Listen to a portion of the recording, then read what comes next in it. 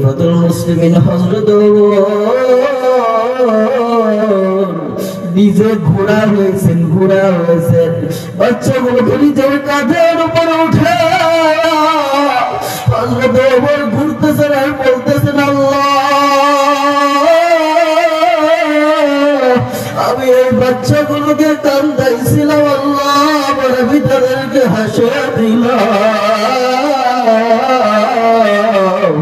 ও আল্লাহ, কিয়ামতের ময়দানে তুমি আমি ওমরকে আসামি বানায়া দিও না। ঘুরতেছেন, ঘুরতে ঘুরতে বর্ডার এলাকায় চলে এসেছেন। এসে দেখে দূরে একটা তাঁবু দেখা যায়। মহিলা অনাহারী হযরত ওমরের কাছে কিছু সাহায্যের জন্য এসেছে, কিন্তু রাত হয়ে গেছে। মহিলার তাঁবুটা হযরত ওমর দেখেন সমানে ধোঁয়া উঠতেছে।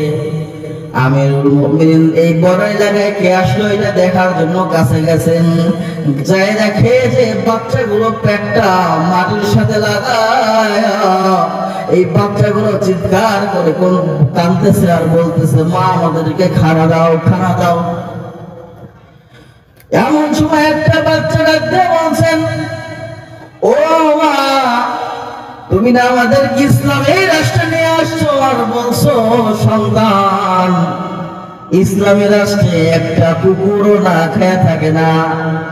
যাই চল, খলিফাতুল মুসলিমিন হযরত ওমরের রাজ্যে যাই, না খাইয়া থাকা লাগবে না।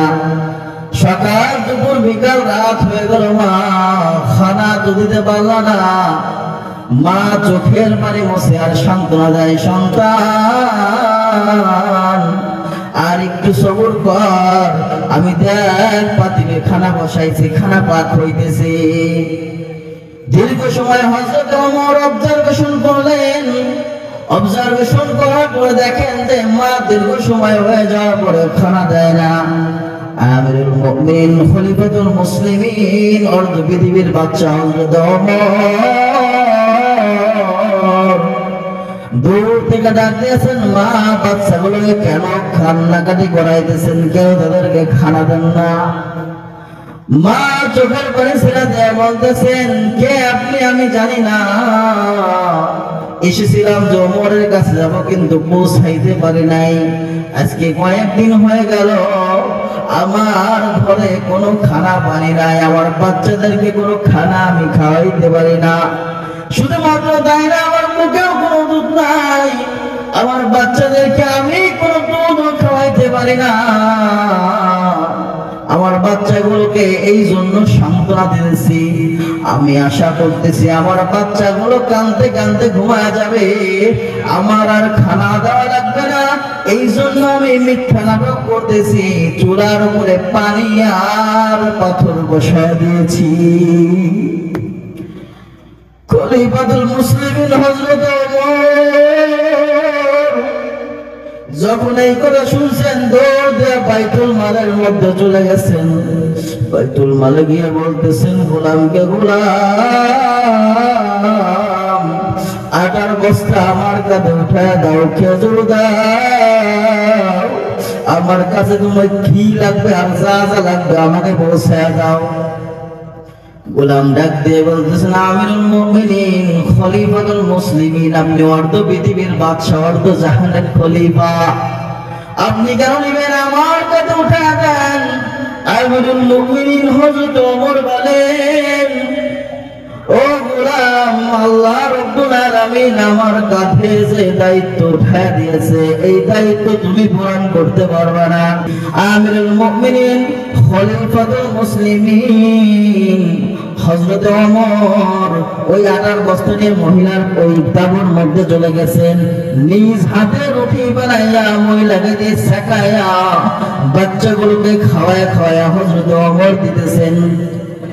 হযরত ওমর বাচ্চাগুলোকে খাওয়াই দেওয়ার পরে ওই মহিলাকে বলতেছেন, মা আপনি একটু খেয়ে নেন। বলে না বাবা আমি খাবো না, আমার বাচ্চাগুলো খাক।